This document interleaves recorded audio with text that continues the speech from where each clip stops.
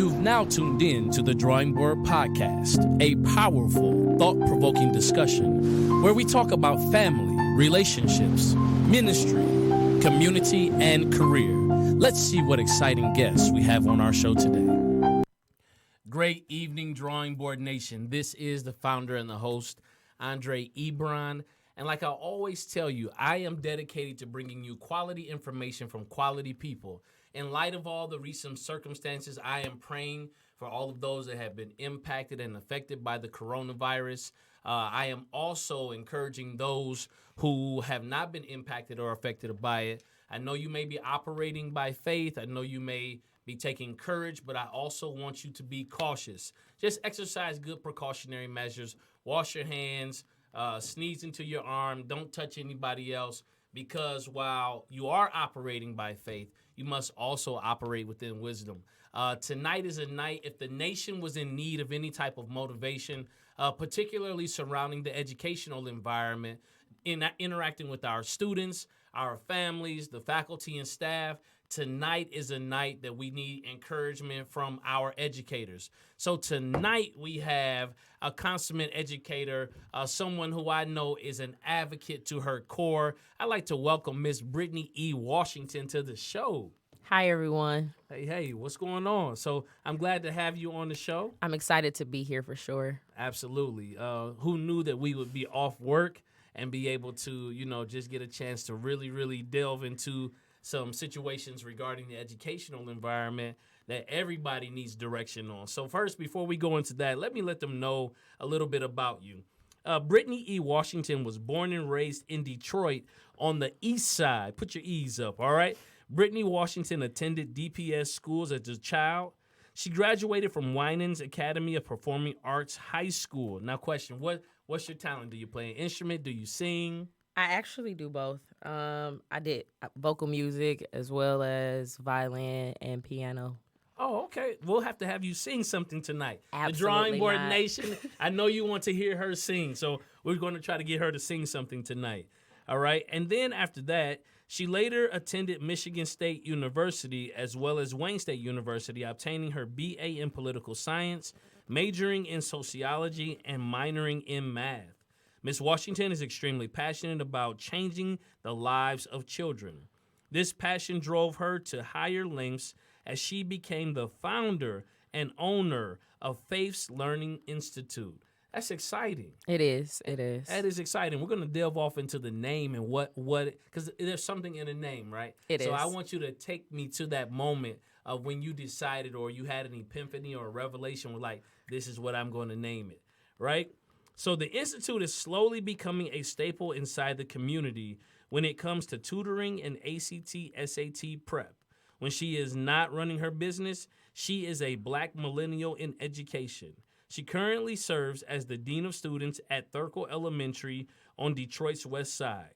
Brittany's commitment to education is steadfast and never-ending love. She is a radiant woman and a movement in her own way. Wow, Brittany E. Washington. That's powerful. She is a movement in her own way. Explain that to me. Actually, I have to give kudos to the man who wrote the bio for me because I'm listening. I'm like, that's awesome. That is powerful. It is powerful. It's great to have people around you that see the work that you do. Yes. Because sometimes we have a tendency to downplay ourselves. You just say, oh, that's just something I'm doing. But I just, he knows who he is. I'm like, thank you for actually seeing the light in me and the work that I do. As far as being a movement in my own way, more specifically, I dedicate my time to the work that I do. And because it's dedication, then it's a movement. It's not like I'm just up, flying by the seat of my pants, making choices without giving it further thought or without even considering the people that I'm serving. Right. So that is what makes it a movement. I think that's awesome. When I'm thinking about it, I'm sitting here. I always give my guests a challenge, right? I always give them a challenge, and sometimes it comes within the course of the conversation. Other times it comes, at the beginning. So your challenge has come at the beginning. So before we even get into the dialogue, I imagined you having a foundation, Mm-hmm. and you have one of those names that just it's the Brittany E. Washington Foundation. Like that sounds like major legit, right? It Yeah, does. it does. Where'd you get your scholarship from? Oh, we got it. The Brittany E. Washington Foundation. They give out hundreds of millions of dollars of scholarships on a yearly or annual basis. So that is the challenge. I'm not sure when that's going to come to pass, but the Brittany E. Washington Foundation. If you like that, drop something in the comments below. Make a statement. Let us know that you support that. And so that is my challenge to you. And so I know Faith Learning Institute would be a part of that foundation, but the parent company could definitely be the Brittany E. Washington Foundation. What do you think about that? It actually sounds pretty good. And I know that you are a faith man. So I'm sitting here and I'm like, okay, Lord, here we are. Something else to do. Yes, Okay. yes. So talk to me about like your journey toward education. Like the question I used to ask when I interview teachers, I would say, why do you teach? So if I have to be absolutely very honest, I never wanted to go into education. As a child, I was like, oh, I'm going into the medical field. I want to be a physician. I want to be a surgeon. And very early on, my godmother told me, she was like, you have a heart to serve. She was like, and you're going to go in education. And I was like, yeah, ain't nobody doing that. Ain't no money in education. Right. She was like, yes, it is. Just wait for time to see. I have a very interesting story, and people always laugh and they're like, that's not true, but it is. A gentleman told me that he was praying for a math teacher. And he was sitting in his office and he was like, Lord, I need a math teacher. Lord, I need a math teacher. And he said he also had to tell me this. He said it was extremely hot because he likes the heat and there were no fans moving. He said from the top of a bookshelf fell this piece of paper. Okay. And the piece of paper was actually of one of my math teachers who had interviewed for a position at his school like 12 years earlier from the time frame when he was actually praying for one. So he was like, I'm getting ready to call her. So he called her and she said, well, I actually just had lunch with one of my former students. She was like, I'm pregnant. I'm in the nursing field. I'm not in education anymore. She was like, but she's phenomenal in math and I want you to consider her. So she calls me and she's like, I got a job for you. And I'm like, what? She was like, this guy says he need a math teacher and you would be great for it. So call him X, Y, and Z. I called him. He gave me a tour of the school and he was like, you're hired. And I said, you have no idea if I can teach or not. And he said, when you walked in the room, the Lord told me, there she is. He was like, so you're my math teacher. And that happened in 2009. Wow. And I have been in the field of education ever since. Like, wow. Ever since. That was the summer of 2009. I was supposed to graduate in December. And I was like, I want you to know that my degree is not in education, nor am I certified. And he was like, this is a private school. You don't have to be. He was like, all our T's are crossed. All our I's are dotted. You're good. Like, I found reasons for him not to hire me. And but he kept removing your excuses. He kept like, no, this is what it is. So ever since then, this is where I've been. And I'm a firm believer that everywhere you go prepares you for where you go next. Okay. So that just goes in line with, your steps are being ordered. So it was a great opportunity. I learned a lot. I took all of my experiences with me for the next phase and just kept moving. Yeah, I think that's amazing. So I pull out and I extract principles as people talk. So put it in the comments below. Everywhere you go prepares you for where you go next. And, of course, that's in line with, as you say, the biblical truth of the steps of a good man are ordered by the Lord. So have you written that down, though, like that account? So I have. Okay. And even some of my staff members at my school will even tell you that when they've had challenging moments, I've told them, like, everything that is in you right now is for this moment because you have been prepared. So, and there are times when I have to tell myself it because I'm like, oh, and it's like, no, you have this because I'm prepared for it. That's good. I think that somebody out there needs to hear that. And you seem like you got prophetic unction on your life. So you can go ahead and speak to them like in this moment, this challenge, this trial, this tribulation that the nation finds themselves in, even though seemingly we are unprepared for those who individually have to experience things, everything in you that you need for this moment, you are prepared for. Absolutely. That's good. So now I'm picturing this because I'm very visual, right? Right. So I can see this almost like a motion picture, right? So this man, and generally when the principle like that, it's the end of the day, the tie is loose. He's talking about providing the best service for his kids. He's lost teachers. He's gained teachers. Probably came into that leadership role to kind of like revamp and bring excellence back to another level. And then sitting there like, Lord, I need a math. Can't you picture this? Absolutely. Like, Lord, I need a math teacher. And then as he's praying, and the room is a little dusty because in some private schools the technology is a little antiquated, methods. And that was definitely the Right, case yeah. in that building. Yeah, and so he's sitting there, and there's like a bookshelf right here. His desk is like right here. It's like a rug right here, some chairs. And like over there, like, and then like how some walls have like a back bookcase against here, and then floats from the top of this, this bookshelf, a paper, and it just lands on like his prayers have been answered, right? And so he dares, because here's the faith though. He dares to take the paper that fell and make the phone call. Absolutely, not knowing that it was gonna tie him to me. Right. And it's very interesting because when he told me, I was like, "Are you being dramatic?" And he was like, "No, I'm telling you how it happened." So, yeah, it was very interesting to say the least. That's amazing. And then like the faith that it took for you to like accept. I mean, because you're a woman of many talents, Absolutely. and very driven, very dedicated, very methodical about next steps, and for you to just like go with the flow. Yes. Yeah. Yes. Was that a challenge to go with the flow?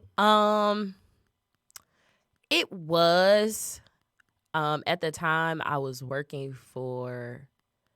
actually working in the healthcare field, and I just was kind of seeking about what my next steps were. Like, it was the summer. I was due to graduate in December, like I stated. And when you are getting close to graduation, you're like, what am I getting ready to do? What's next? So that's the space that I was in. And I just was like, okay. Well, I guess I'm going to trust your faith, and we'll see what happens from here. Okay.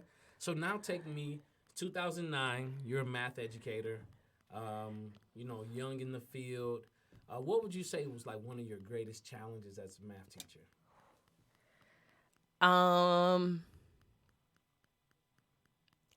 Our students, and when I say our, I mean students of color, are not passionate about mathematics. Okay. And it is because for so many years, people told them that you don't use it in the real world. And because of that notion, which is not true, students are lackadaisical about it. And not only are they lackadaisical about it, students also, they feel like their educational ability is genetic. So they'll say stuff like, oh, well, my mom isn't good at math, so true. I'm not good at math, when those things are not necessarily the truth. Math is all about application. Okay. So you could have your weakest link and you can have your strongest link. The work that you put into it is the work that you're going to get out. Yes, there are some issues that are more complex and it may be easier for somebody to grasp it. But that's just like if you have athletics, right. If you have somebody who is willing to run a 400, yes, because they have the heart to run the 400, the quarter horse, yes, right, they are going to do what they can to run the 400. Now, if you have somebody that just got pure, sheer ability to run the 400, they're going to run it. However, the dedication and the heart to do so is going to be different. So that was, and still is. Just when students come to my office and they have trouble with math or whatever the case is, um, getting them to understand that it is not something that you do not use. Will it look different? Absolutely, but you still use it. That's good. So how do we get kids to see the relevance of mathematics in their everyday life moving forward? Um, it's a cultural shift. One, something that DPSCD is doing is they are marrying subjects, like they're making sure that students see ELA across all subjects. Right. So that's beneficial. But giving kids real life application, because take for example with geometry and math in general is problem solving, and our kids lack problem solving skills. They also lack conflict resolution skills. Math builds all of those things. I have an equation. I have to figure out the necessary to solve it. I have to apply these functions to get an outcome. And that's what life is. Also making it relatable because they don't see themselves in it. I don't know how to apply it. I don't know how to use it. It doesn't benefit me in any way. And that's the conversation. Like, oh, I don't have to use this, but you do have to use it. So that's the benefit. That's good. Chris Emden out of New York talks about reality pedagogy, bridging that gap, not just making it culturally relevant, but applying it to something that child is currently experiencing that they know and can see themselves, A, culturally reflected in what they're learning, and then B, it allows them to solve a current problem that they are facing. Absolutely. And you as a math educator being able to build that bridge for them sparks their ability to learn. I feel like when people have a measure of success at something and you show them a pathway to where they could achieve more, that they're more inclined to go that direction because you've made them aware of their capabilities and the possibility of them succeeding at it. That's good. Yeah, so I mean that's what I'm saying. I see you. No, I agree. Yeah, I agree. one of the things that looking on you as you're a dean of culture at Thurkel, and I'm interested how you went from math educator to dean, because that jump from the classroom to administration, like why did you feel that was something like within your journey that you wanted to do? That's kind of interesting too. So I actually went from the classroom to, before I was a dean, I did parent work. Okay. And when I left the classroom, it was because I felt like kids needed a little more, and that's why I went in the avenue of servicing parents. Okay. Because you get parents that say, oh, I don't know this new math, when it's not necessarily new math. It's a new practice at a way of solving something. Especially like Singapore math. Oh, have you Singapore math? Oh, listen, when my kids were in second and third grade and they came home with Singapore math, my wife and I were on YouTube trying to figure out. I said, now listen, I know how to solve this problem. I do. I know the answer to it. I can show you a way to get it done, but you're still going to get it wrong because it is not the way it's not the method that your teacher is teaching you. But I do know how to do this. So we're on there trying to figure out this Singapore math, and it is challenging. I'm just telling you. From a parent's perspective, I was like, what is this? It is. And oftentimes the necessary resources are not given to parents. And also parents don't feel welcomed in like school environments. They feel inferior or judged or just looked down on for various reasons. So I went in that avenue, and then before you go that route, I want to ask this question. So because here's the thing. Just think about your household, right?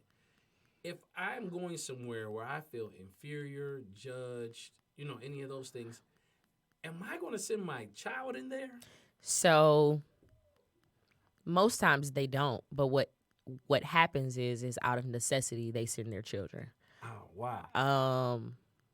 So I know that a lot of schools have been doing work at breaking down barriers for parents to feel welcome for them to participate, to have an open space where their voices are heard.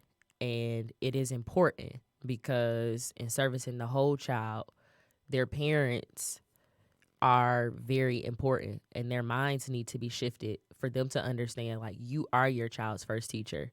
And not only are you your child's first teacher, we need you in positive ways. Don't just come up to the school to go off on an administrator or a teacher. Absolutely. But come up to the school to say, hey, can I sit in my son's math class so that way when he come home, I can assist him. Right. How can I be a service? Because I know that there's a shortage of black dads. So can I stand in the hallway and guide kids to class? Just servicing kids in a more positive way would be beneficial. And just parents having an understanding, like, you are welcome because your kid is welcome. Like, we can't do this without you. That's right. And I think that it is all an exchange or a balancing of power. We were having this conversation before we went on break, and I have this conversation quite often with people as it relates to positions, right? So we're talking about shifting from classroom teacher to administrator to leading schools to overseeing schools, is that no one can give me any more power. Like my own personal power, and as a believer, we believe that the Holy Spirit, that resurrection power, there's no greater power than that that's resident inside of me. So no matter what position I shift from, it is a matter of knowing how to leverage the influence, not so much exercise the power. Absolutely. Yeah. And for those of you who are thinking about going into administration, you will have a tough hill to climb if you're searching out power. Because you can have all the power in the world, but if you go into that school and you're not able to influence the teachers to actually follow the vision that you have set forth, you will have all the power and you will have no results. Absolutely, because people are just reluctant in their own way all the time. So using wisdom and being able to be relatable are beneficial necessities. Not even just it's not even something you can choose being an administrator. Absolutely. So you went from being a classroom teacher to you start doing parent work. Yes. And then within the parent work, what do you find? What was the greatest joy of doing that work? Parents finding relief. Also just them saying, my narrative is changed. Or people not feeling ashamed to tell you what they've been through or not being judged for what they've been through. There were times where I came across parents who were my age and they had 6 children. And I'm thinking to myself, like, wow, God, or wow. But certain things in life led them to those situations. And now they're in a situation themselves where they cannot be the best parent for their child, even though they want them to be. Right. So it was interesting enough, and it's a hard work. Like, it is a hard work, and it takes a lot of dedication and diligence. I guess that's even with all aspects of education, classroom, community outreach, administration. You definitely have to have a certain level of passion to deal with it, because otherwise it's definitely not for the faint at heart. It is not for the faint at heart. Your day is layered with all the. I posted a question before I came in here. Do we talk about our resilience just as much as we talk about our trauma? We're going to talk about that in a minute. But do we talk about our resilience as much as we talk about our trauma? So then you go from parent work into being a dean. Yes. Now give me that jump.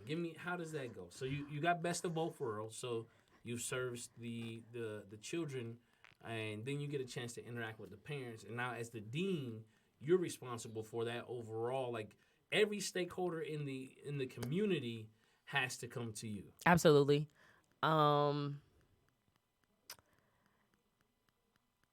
It was a road that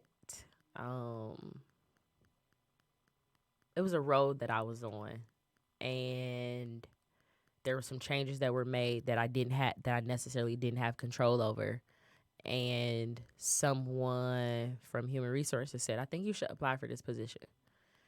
And I did apply, and I had to wait clearly for some time, and then I got a phone call one day, and I interviewed for the position, and the principal was like, "I want you here."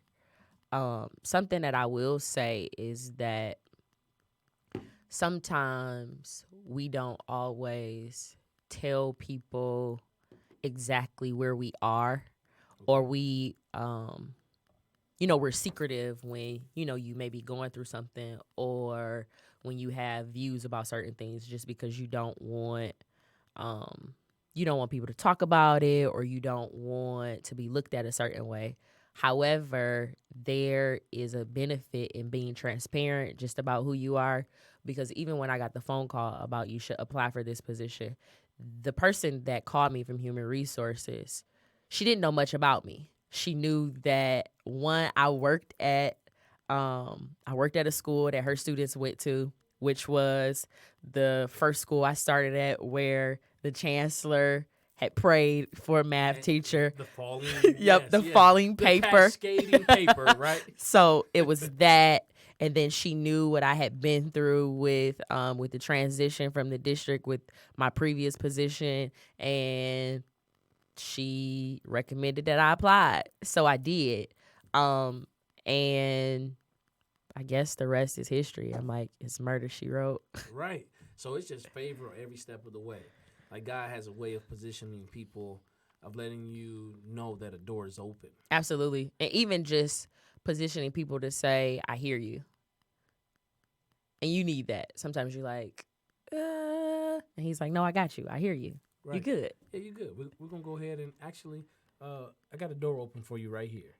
And so I think, in my estimation of just watching you and listening to you at the meetings that we have, very learned person, very passionate. I love fighters. I do. I love fighters just because they are willing to stay committed until they get the result that they envision in their spirit. So not just, we got a result. No, we won't stop until it's excellent. That's good, but we're going to continue on until it's excellent. And so I think that you are one of the best deans in the district. Thank you. You definitely, are at Thurkle is not for the faint of heart as well. It's not. It is not and it's no cakewalk. But when I see you, your spirit seems resolute to still to not just persevere, not to just survive, but to cause the young people and the parents in your school to thrive. Absolutely. To become aware of their God-given potential. So salute to you. And so talk to me as a dean, like being a dean of culture. I tell people we have the best and the worst position in the school. The best position because we get a chance to touch all of the different facets that makes the school go, right? So from the instructional piece, not so much facilitating it, but the work we do influences really time on task, helping people with classroom management. We're there to help facilitate the vision of the principal as well as the district, to support the teachers, to support the children, to teach, educate, and watch this, and to facilitate and put out every conflict in the building. And that's just a fraction of our job. I haven't even got to the meat of it. So you say, man, that sounds like this is every single day. Every day. Every day. And so for you, what are the best and the worst parts of our position? The best parts are seeing conflict resolved. Whether it is letting a teacher know I got your back, or whether it is a parent understanding like this is our systems and you are supported. Or if it is a student coming up to you telling you thank you. Yes. Because the profession as an educator No matter if you are custodial staff, if you are a paraprofessional, a dean, a teacher, being in a school, you are in a thankless profession. Oftentimes, people do not say thank you for the work that you do. So, just having those moments where, and something that my principal says on a consistent basis is, are you somebody's rainbow? Are you somebody's rainbow? Are you somebody's rainbow? And being able to say, I had a rainbow moment today where you gave somebody light through, after their storm. That is, those are rewarding moments. The difficult parts. Yes. It could be that same parent who told you thank you for doing something for their kid, but they came up to the school with a vengeance and all of their cousins. And you still having everybody. Right. And you still having to be diplomatic and sane in your choice, and also not emotional, because you could say, hold on, we were just here and I did X, Y, and Z for your kid, but now we are at this point and this is your response to me. So it's having a level head, knowing that it may not necessarily be you. It could just be the emotions that people are combating. And then even in those moments, they come back and they say, I'm sorry, I shouldn't have came at you that way, especially because of, you did so-and-so, or you helped with this, but I was going through this. And it's just giving people an opportunity to have a space where they can be vocal. Yes. Yeah, I liken us to first responders, right? So first responders come upon the scene when it's in its most traumatic state. So we end up being a safe place to land for all of the emotional stress, the traumatic incidents, the frustration. We become that safe place to land. That is, if we don't respond emotively, also. But we don't get it right all the time. We don't, because we're human. Yeah, we're human. But we become that safe landing place for people to actually pull up, leave their bags. Let's sort through it. Let's see what's necessary for the journey, solve the conflict, and then send them on their way. Now, here's the question that I have for you. What do you do with all of the weight that you're given each day from interacting just, and serving others on a daily basis? What do you do with that? It's difficult because there are times when I am asleep and I am dreaming about work, like dreaming about walking down the hallways, making sure kids are in their classrooms, making sure teachers have what they need. And then I have to take a moment to actually decompress. The same things that I tell my students, I have to tell myself. This year alone, I have been practicing not being so hard on myself, because my friends that are the closest around me, they know that I am very hard on myself. So just giving myself an opportunity to breathe, whether it is doing affirmations or taking moments to make sure I read a daily devotional, or doing something for me, whatever that something is, reading, just actually having moments to decompress, because we have a tendency just in general to go from one thing to the next thing. So you leave work, you go to school, you go home, you do whatever, and there's actually not even a moment, even if it's just in the car, where you actually have decompression time. So that is something that I have been instituting for myself, for my own mental health and my physical health. And it's important. Like, we don't realize how important it is, because we just go. And then you just go until you like, oh my goodness, I got a migraine. Right. And then you don't realize that your migraine is a buildup from you carrying everybody else's weight. I had a conversation with one of my teachers, actually, I think it was like Thursday of last week. And I was telling her, I said, you have to allow your cup to be refilled so that way you can pour into the lives of these kids. Because if you do not, then you come at them with all of the stress from your life as well as the stress that they've added to your life, because we become everything. We become psychologists, we become social workers, we become mom, dad, we become lawyers, yep, doctors, everything, referees, everything. everything. Yes, and becoming everything for one individual, for a teacher or 26 individuals is a lot. And I told her, I said, imagine the plate of, some of the administrators. I'm like, it's 617 kids in our in my building. I said, so you're becoming everything for your homeroom class. I'm like, you got to take a moment to actually take a step back to just understand the dynamics that every role plays in this building. And she was like, I feel so bad. And I'm like, don't feel bad. Just take it as a stepping stone to move forward. Like, how can I adjust? And she took it and she was thankful. So it's important. Self-care is important. Even if you don't know what to do, finding something to do is beneficial. What are some, for yourself, you said getting some decompression time. What are some other techniques that you could suggest to others as far as some self-care routines? You said affirmations, devotionals. I have a girlfriend who just became a yoga instructor. And something that they teach them in yoga is you put your head like below your chest and you take deep breaths, because what it does is it takes the focus off of what's going on, and then you hear your heart.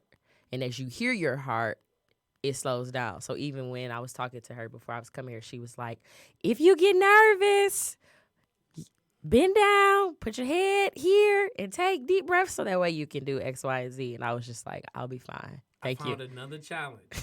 Here we go. Another challenge. And you got a month off work to do it, okay? So you can do it I want you to write it for the entire district, okay? Okay. All right, so it is going to be a self-care routine, and the title of it is going to be Hear Your Heart. Okay. And while in your heart, what most of us are considering are the needs and the hearts of other people, sometimes we do it to the chagrin and neglect of our own heart. And then, we're all doing the calm classroom piece, but like to actually quiet ourselves to hear our own heart. Sometimes to slow ourselves down to recognize our own thought. Who do you need you to be in this moment? That's really excellent. Yeah, so that's a challenge. Yeah, it is a challenge. And listen, I know you can do it. I'm sitting here. There's layers to this, right? Absolutely. And there's a process by which you would be able to help people heal because they haven't taken the time to hear their heart. So, for me and us being people of God, God speaks to what? The heart of men, right? And because out of the abundance of the heart, the mouth speak. Yeah. And out of the issue of your heart, out of the heart flows the issues of life. Yep. And so David says, thy word have I hidden in my heart that I might not sin against you. So like telling people, like taking the time to hear their heart. And what I can see powerfully, people get into teams, and just kind of, well, now we won't be holding hands now, but, but like allowing themselves to quiet themselves, like to hear their heart. And if we do, we'll do it now for a second. We're going to do this exercise. This is totally impromptu. I want you to join in. We're going to take like 45 seconds, and we're just going to quiet ourselves to hear our heart. And then whatever you feel led to write or to speak out in your environment, that will come from a place of you just communing and meditating. For us, it will be with the Lord, because the Lord will speak to you when you quiet yourself and you allow him to, as we use the word decompress or meditate. Let's try it for the next 45 seconds.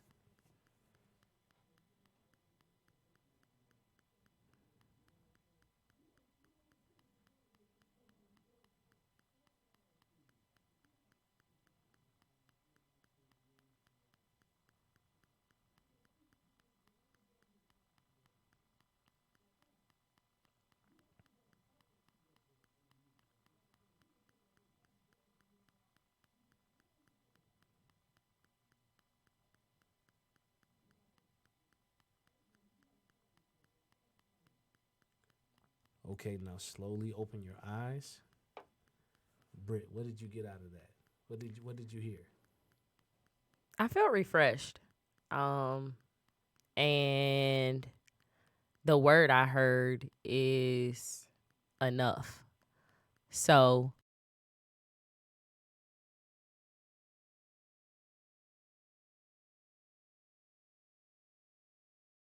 you and walk with it and apply it in any way that you can. That's good because self-awareness always comes before self-regulation. One thing about awareness is that awareness invokes responsibility. It's true. Like so, Because the more you know, yeah, the more you're right. responsible for. And so when you quiet yourself and you're able to hear your heart, it will not only give you a sense of responsibility, it will also give you a sense of stability. So listen, and this is part of the Brittany E. Washington Foundation. All right. So don't be out there talking about hear my heart and going to your workshops. No, this is credited. This is Brittany's workshop. Because listen, I hear you. I see your intent. Don't do it. If you put it down there, you better credit her name. All right. So I think that is powerful. I'm excited. Yeah, because I can see you like facilitating that. And do you remember when Jones had me in there crying? You know, and it was good. It was a pies exercise, but like essentially what we had to do was confront that which was hidden. Right? Yep. And like hear your heart. I don't know. I'm hearing this. What's that song? Hear my heart. Something I don't know. I'm hearing this like rap song in my head. Hear my heart. But either way it goes, this is gonna be a powerful exercise. It is. I'm interested in like you all collaborating, really making it signature. You know, to you. Go ahead and copyright and trademark it. I am. Yeah. So we're gonna work on it. Yeah, that's gonna be powerful. You know, and just allowing educators and people, other human service professionals, even children, to trust the God that's in them, you know. Absolutely. And like when he's speaking, but he can't hear over the noise that you can't hear him over the noise that you're creating, right? And we have a tendency to create our own noise. Just because we're uncomfortable with silence. Yep. Like I know some people were watching and they were saying, "Oh my goodness, Ebron's going to actually have some what they call dead space on like a radio show, on a podcast." Like that's like people will log off. It wasn't for you then. But some of us are so uncomfortable with silence because then we have to hear ourselves. But then that voice that comes to counteract any perspective that doesn't align with what's good for you. Like even when a negative thought comes up, like something speaks in you to counteract that negative thought. It's true. And it leaves you with a choice. It does. Of which thought you will embrace. So this is for that person that says, you know, Ebron, I'm trying to get rid of these negative thoughts. You don't get rid of a negative thought with a positive thought. You get rid of a negative thought with a positive word. So you got to speak out of your mouth something positive, and it silences the negative thought. Now, I'm going to take you back. I grew up in church, yes. Oh, I'm definitely a church boy. But they said, you know, you got to bind those thoughts. You do. Yeah, that come to speak, because what will happen is you'll embrace it as your own thought, and it's not your thought. It's a thought from the enemy that comes to distract you from the greatness that is resident within you. And then you will also question the thought that was implanted in you that was supposed to grow seed. You start to doubt it. Like, should I be doing this? Should I be doing that? But it's because you're not speaking the word or life. That's it. That's it. And so we were talking before we started airing, and I asked you, I said, why do you teach? Why did you go into teaching? And what did you say?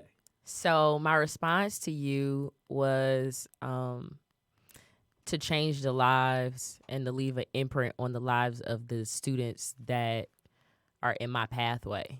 I didn't say this to you, but I said this to one of my friends. I said, as an educator, every day you have your Michelle Obama, Barack Obama moments where you're walking down the hallway and your students are like, Miss Washington, Miss Washington, Miss Washington.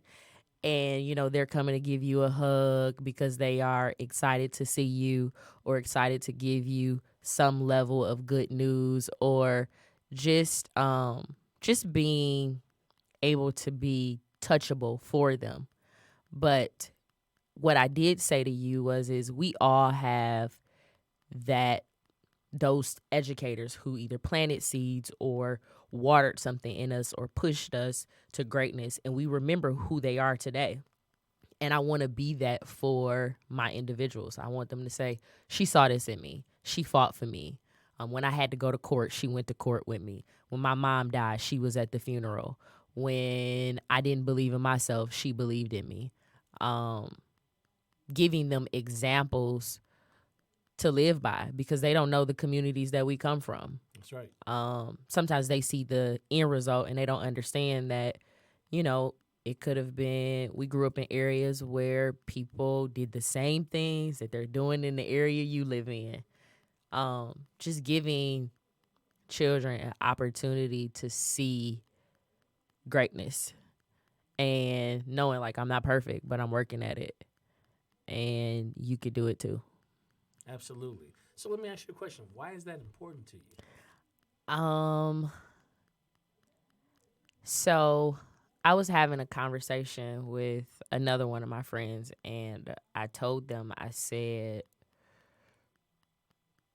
my dad went to work every day, and I didn't know that shingles hurt it. Like, we all know that shingles attacks your nervous system. Yeah. But he went to work with shingles. And it wasn't until I was older that I understood just how bad or how severe shingles is. And I was like, well, dang, my dad went to work every day when he had it. He had to be in a lot of pain. I say that to say the reason why it's important is to be able to be a model for somebody to make a change. Because if we don't have a model, then we do what we see, and we see so much ratchetness. We do. That's what's promoted. And our students, the generation that we serve, they want everything popcorn. And not only do they want everything popcorn, they just don't. Their limits are based on what they can see. So being able to see somebody as myself, other people that are serving in the same capacity that I am in, other people that are extending compassion and care changes their narrative. We take a survey at work, and one of the questions that is asked to our students is, do they feel like they belong? Do they feel like somebody cares?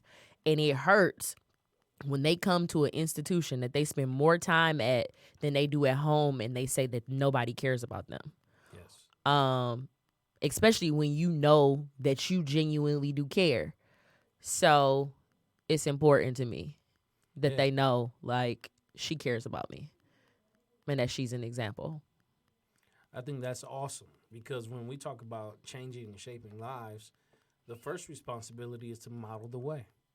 And so many people want to talk at children. Mm-hmm. They want to try to tell them what to do. In my earlier years of being a dean, I remember there was a teacher, and this is way back. This is before I was seasoned with a little more grace, because I'm an advocate for children first and foremost. And this kid just would not vibe with this teacher. And so I asked the question, a very pointed question. I said, tell me something about this kid. And it was silence, just like it was silence now. I said, you want him to listen to you for 45 minutes, and you won't even take the time to get to know him for 5 minutes. Relationship is everything. It's everything. It is everything. It is the great equalizer. You know, I learned that a very interesting way. In my early experiences teaching, I had a student who he looked for opportunities to create conflict or seek attention. I can't even put into words the level of how consistent he was at finding any opportunity to do not the right thing, but the wrong thing just for attention. And I was like, what is going on? Right. What is it? But after having conversations with his parents, I realized I'm like, oh, okay. Okay, I see some things. But during that time when he would create situations, I wasn't trying to get to know him. My focus is our classroom is quiet when he is not here. Right. But when I took the opportunity to actually spend time with him, then all of that shifted. And then I was like, okay, my approach has to be different because we learn from our experiences. You know, we're sum totals of everything that we've been through. But that one, and we all have had that one. That one. Yes, we have. We have. Yes. Teaches you a lot. But the core of solving that issue is relationship. Because 9 times out of 9, relationship was not prevalent with that one. With that one. And it was, and listen, teachers that, you see all these memes and stuff that's out there now talking about the controversy between parents and teachers now that parents have to have their children for 4 weeks. But the reality of it is we can live in the same household. We can show up to the same place every day. We can even share the same DNA, but that doesn't mean that we have relationship. That is true. That doesn't mean that I believe that you value my thoughts and opinions and how I feel. That doesn't mean I feel accepted or belonging or that I belong inside of your classroom or even inside of your home. And you think just because we're kin or just because we show up to the same place or we look alike that we have relationship, and that's not the truth. It's not. Relationship takes effort. It takes time. It takes commitment, and it takes communication. That's good. That can be part of that breakdown of hear my heart, And so, listen, Brittany, we have about 5 minutes left in the show. This time has just gone by fast. It has. I look forward to having you back on the show.